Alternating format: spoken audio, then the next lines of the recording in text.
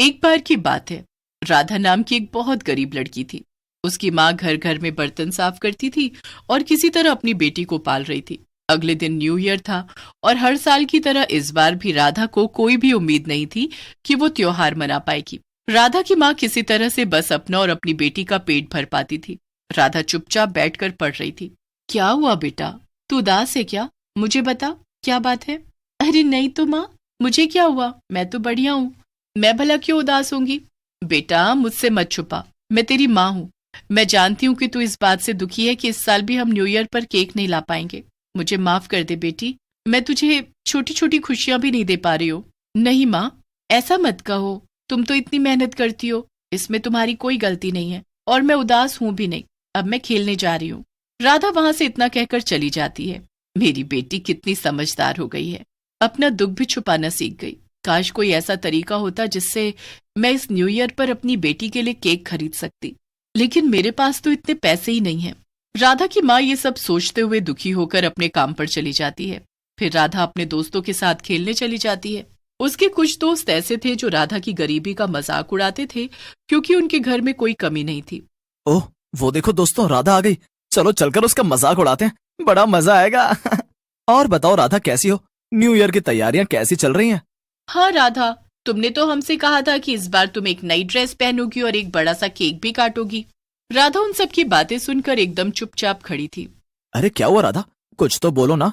क्या बोलेगी ये? हर साल की तरह इस साल भी ये रोटी में नमक चुपड़ कर खाएगी और सो जाएगी। बड़ी आई केक खाने वाली। सब बच्चे राधा पर हंसने लगते हैं और राधा रोती रोती वहां से चली जाती है।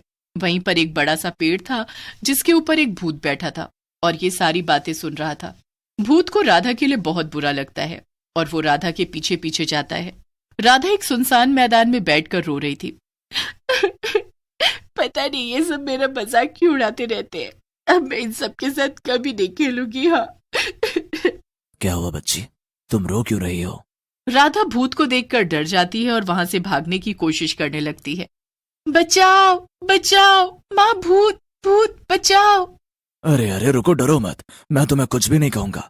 मुझे बताओ क्या तकलीफ है तुम्हें? मैंने देखा वहां तुम्हारे दोस्तों ने तुम्हें रुलाया और किस तरह से तुम्हारा मजाक उड़ाया। वो सब मेरे दोस्त नहीं है, बहुत बुरे हैं वो सब। वो मेरी गरीबी का मजाक उड़ा रहे थे। मेरी माँ के पास न्यू ईयर पर केक खरीदने के पैसे नहीं है ना, इसलिए। इतना कहकर राधा फिर से रोने लगती है। अरे तो इसमें रोने की क्या बात है? मैं हूं ना, मैं तुम्हें केक ला कर दूंगा, और वो भी एक नहीं, जितने तुम कहो उतने। राधा ये सुनकर चुप हो जाती है। क्या, सच में? और क्या, ये देखो। फिर भूत जादू से वहां एक केक ले आता है। अरे वाह, ये तो असली का केक है। मैं बहुत खुश हूँ, तुमने तो कमाल कर दिया भूत अंकल। तो जाओ फिर, इसे जल्दी से अपने घर ले जाओ और अपनी माँ को खिलाकर उनके साथ न्यू ईयर मनाओ। हाँ, मैं अभी जाती हूँ, तुम्हारा फिर से शुक्रिया। राधा जल्दी से अपने घर की तरफ जा रही होती है कि तभी वो देखती है कि उसके घर के आसपास रहने वाले बच्चे भी उदास बैठे थे। क्या हुआ दोस्तों, तुम सब ऐसे उदास क्यों बैठे हो? राधा, तुम तो जानती ही हो कि हम सब हर साल त्योहार पर क्यों उदास होते हैं। हमारे माँ बाप के पास इतने पैसे कहाँ कि वो हमें त्योहार पर चीजें दिला सके। इस साल भी न्यू ईयर पर हम सब कुछ नहीं कर पाएंगे, इसीलिए हम सब उदास हैं। राधा को ये बात सुनकर बहुत बुरा लगता है और वो अपने घर न जाकर भूत के पास वापस जाती है। अरे तुम वापस क्यों आ गई, क्या हुआ? आपने मुझे तो ये केक दे दिया, लेकिन मेरे जैसे बहुत सारे बच्चे हैं जिनके पास अभी भी केक नहीं है और वो न्यू ईयर पर भी उदास रहेंगे। मुझे उनके लिए दुख हो रहा है। राधा को देखकर भूत हंसने लगता है। किसी ने सच ही कहा है, बच्चे मन के सच्चे। चलो कोई बात नहीं, तुम फिक्र मत करो, इस साल तुम सब बच्चे न्यू ईयर पे केक जरूर काटोगे। राधा भूत की बात सुनकर खुश होती है और अपने घर चली जाती है। घर जाकर वो देखती है कि उसकी माँ काम करने में लगी थी। माँ, देखो मैं वापस आ गई। अरे आ जाओ राधा, आके खाना खा लो। खाना वाना बाद में खाऊंगी माँ, अभी देखो मेरे हाथ में क्या है। अरे ये क्या केक, तुझे ये कहाँ से मिला राधा? तेरे पास इतने पैसे कहाँ से आए? माँ, मैंने ये केक खरीदा नहीं है, ये तो मुझे एक भूत ने दिया है। क्या, भूत? ये तू क्या बोल रही है राधा? तेरा दिमाग तो ठीक है? मैं सच कह रही हूँ माँ, तुम मेरी बात तो सुनो। फिर राधा अपनी माँ को शुरू से सब कुछ बताती है जो उसके साथ हुआ। मुझे तो यकीन नहीं हो रहा है, कोई भूत भला इंसानों की मदद कैसे कर सकता है? क्या ये सब ठीक है भी या नहीं? नहीं माँ, वो भूत बहुत अच्छा है और उसने मुझसे वादा भी किया है कि वो बाकी बच्चों के लिए भी केक लेकर आएगा। मुझे पूरा यकीन है कि वो अपना वादा जरूर पूरा करेगा और इस बार सारे बच्चे न्यू ईयर पर केक जरूर खाएंगे। राधा अपनी माँ से बात कर ही रही थी कि तभी बाहर से कुछ शोर की आवाज आने लगती है। अरे ये कैसा शोर है? चलो बाहर चलकर देखते हैं माँ। दोनों बाहर जाते हैं और देखते हैं कि वही भूत एक केक का ठेला लेकर आया था। केक ले लो, केक, मीठे मीठे केक ले लो। आइए और केक ले जाइए, अपने न्यू ईयर को खास बनाइए। आइए आइए। देखो मैं आ गया और तुम्हारे सभी दोस्तों के लिए केक भी लेकर आया हूँ। तुम्हारा बहुत बहुत शुक्रिया, मैं बहुत खुश हूँ।